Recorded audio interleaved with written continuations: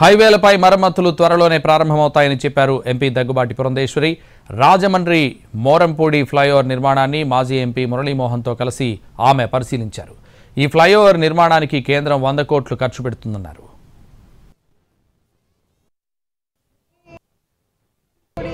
ఏదైతే ఉందో ఈ 216A నేషనల్ హైవేలో అంతర్భాగంగా ఈ యొక్క బ్రిడ్జిని కూడా కేంద్ర ప్రభుత్వం చేపట్టడం జరిగింది. దీనికి 100 కోట్లు అవుతుంది.